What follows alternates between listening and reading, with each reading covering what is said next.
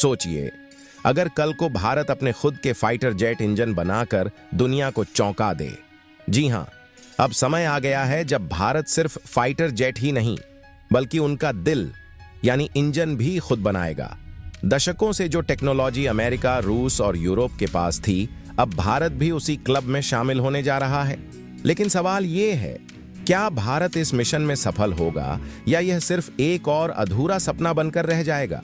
भारत अब 110 kilo Newton का स्वदेशी टर्बोफैन इंजन बनाने की योजना पर काम कर रहा है और इसकी जिम्मेदारी उठाई है लार्सन एंड टूब्रो (LNT) ने। यह वही कंपनी है जो भारत के कई बड़े रक्षा प्रोजेक्ट्स में अहम भूमिका निभा चुकी है। लेकिन क्या यह प्रोजेक्ट सिर्फ एक कागजी योजना है या वास्तव में भारत आत्मनिर्भर होने की दिशा में कदम बढ़ा चुका है? अगर यह प्रोजेक्ट सफल होता है तो भारत को अमेरिका के G414 इंजन जैसी विदेशी टेक्नोलॉजी पर निर्भर नहीं रहना पड़ेगा। यानी भविष्य में AMCA advanced medium combat aircraft जैसे हाईटेक फाइटर जेट्स पूरी तरह से भारतीय इंजन के साथ उड़ान भरेंगे। सोचिए, जब भारत का अपना फाइटर जेट इंजन तैयार हो जाएगा तो इसे न सिर्फ भारतीय वायुसेना में इस्तेमाल किया जाएगा बल्कि दुनिया भर में एक्सपोर्ट करने का भी मौका मिलेगा। यानी भारत सिर्फ आत्मनिर्भर ही नहीं बल्कि एक डिफेंस एक्सपोर्ट हब भी बन सकता है। और इसकी सबसे बड़ी वजहें हैं 100% स्वदेशी निर्माण। LNT के इस प्रोजेक्ट का मकसद पूरी तरह से भारतीय टेक्नोलॉजी से इंजन बनाना है। यानी कोई विदेशी कंपनी, कोई बाहरी दखल नहीं। Made in India, powered by India. विदेशी निर्भरता खत्म। फिलहाल भारत को अपने फाइटर जेट्स के लिए G414 जैसे अमेरिकी इंजनों पर निर्भर रहना पड़ता है, जिससे कई बार डिफेंस डील्स में रुकावटें आती हैं। स्वदेशी इंजन बनने से भारत की रणनीतिक स्वतंत्रता और भी मजबूत हो जाएगी। Consortium model.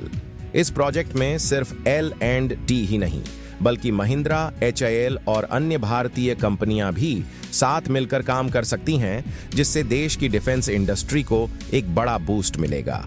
नौकरियों की भरमार। इस प्रोजेक्ट से भारत में हजारों नई नौकरियां पैदा होंगी और डिफेंस मैन्युफैक्चरिंग सेक्टर को तगड़ा बूस्ट मिलेगा। वैश्विक प्रतिस्पर्धा। अगर भारत यह इंजन बनाने में सफल हो जाता है तो यह रोल्स रॉयस, जनरल इलेक्ट्रिक और साफरान जैसी दिग्गज कंपनियों को सीधी टक्कर देगा। लेकिन यह प्रोजेक्ट जितना आसान लगता है उतना ही चुनौतीपूर्ण भी है। एक हाई परफॉर्मेंस जेट इंजन बनाना किसी भी देश के लिए सबसे कठिन कार्यों में से एक होता है। इसके लिए अत्याधुनिक मेटलर्जी, एडवांस्ड कंपोजिट्स और सुपर क्रिटिकल टेक्नोलॉजी की जरूरत होती है। अगर सरकार इस प्रोजेक्ट को सही तरीके से फंड करे और इसे एक डिफेंस स्ट्रैटेजिक सेक्टर की तरह ट्रीट किया जाए तो भारत अगले 10 वर्षों में पूरी तरह से स्वदेशी एयरो इंजन विकसित कर सकता है। लेकिन अगर राजनीतिक इच्छा शक्ति और फंडिंग में कमी आई तो यह सपना अधूरा भी रह सकता है। अगर भारत इस प्रोजेक्ट में सफल होता है तो यह देश के डिफेंस सेक्टर का सबसे बड़ा गेम चेंजर साबित होगा।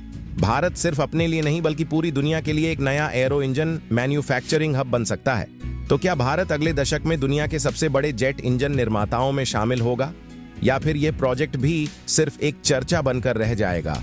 आपको क्या लगता है? अभी के लिए बस इतना ही। लेकिन अगर आपको ऐसे ही शानदार, दमदार और एक्सक्लूसिव अपडेट्स चाहिए तो चैनल को सब्सक्राइब करना ना भूलें। मिलते हैं अगले वीडियो में। तब तक जय हिंद।